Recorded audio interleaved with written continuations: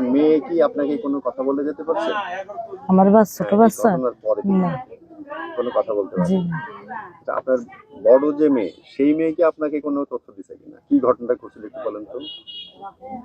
আমার তথ্য দিচ্ছে যে রাত্রে এই ঘটনাটা ঘটে না, তার 2 দিন আগে থেকে ধরেন মনির বড় মেয়েটার মারলি যেদিন ওই বাচ্চাটার এরকম রবি, সেদিন আর কি ওই মনির আর কি মারিছে, জম্মের মারিছে। মারি যে এমনি বলে এইটা আর আমি দেখিনি, পরে জানতে পারলাম এমনি বলে ব্লেড কাটেছে জামাইতে।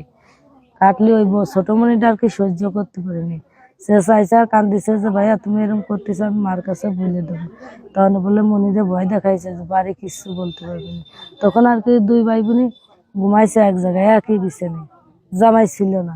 পরে বলে কত রাত্রে আইছে, আমার বড় মেয়েও বলতে পারে না, না বললে তারপরে ওই সেরি খাই ট্রাক দে, তখন দেখে আমার মনে বিষে এই ফলের উপর পুলিশ দিয়েছে কত রাইছে। তখন আর কেউ হালকা ঘুমের পার দিয়ে ওই মনে করছে যে বিছানার পায়ে তো মনে হয় গড়িয়ে পড়েছে, তখন ওই বিছানা শুয়ালি পায়। তারপর ধরুন ভোর হয়েছে, ভোর হলি ওই ছোট বাচ্চা যখন কত রাইছে আবার ও কাছে গেছে, তখন আর কি ওই জামাই খেদা দিছে যে তুমি যে কাজ করো সকালে এখানে থাকবেন না, আসিয়ার কাছে আমি থাকতাম। তারপরেও আসিয়া যখন আপাকে ডাক দিছে, মনি আর কি ফিরলে তখন বলে 4-5টা কথাই বলেছিল।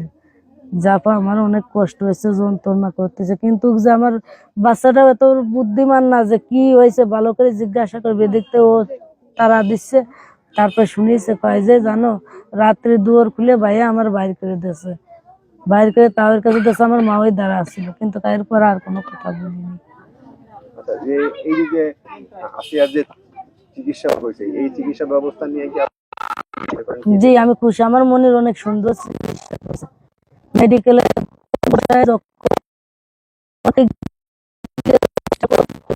সবাই গেছে, মেডিকেলের ছাত্র ছাত্রীরা সবাই যাওয়ার পরে তখন ওই সিএম আর কি বোর্ড বসায়, তখন আর ওই ইসি নিয়ে গেছে, সেনাবাহিনী কন্ট্রোলে হাসপাতালে নিচ্ছে। আচ্ছা, আপনার স্বামী তো আমরা যতটুকু জানি যে দিন আনা দিন খাওয়া মানুষ, জি এখন সে তো মানসিক ভাবে ভারসাম্যহীন। জি। তো আপনি আসলে আপনার সংসারটাকে সুন্দরভাবে চালাই নেওয়ার জন্য আপনি কি চান? আমি সহযোগিতা চাই সবার কাছে, সবার কাছে সহযোগিতা চাই, আর আমার স্বামীটার একটু সুস্থ করার জন্য এটাই আবেদন করতেছি। আবার এই কথাটা বলেন তো।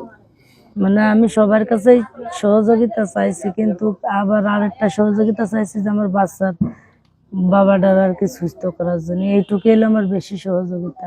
উনি সুস্থ তাহলে দিলেন, আমার পরিবার সুস্থ থাকবে না, পরিবারটা আগের মতো আবার সেরকম হয়ে যাবে না।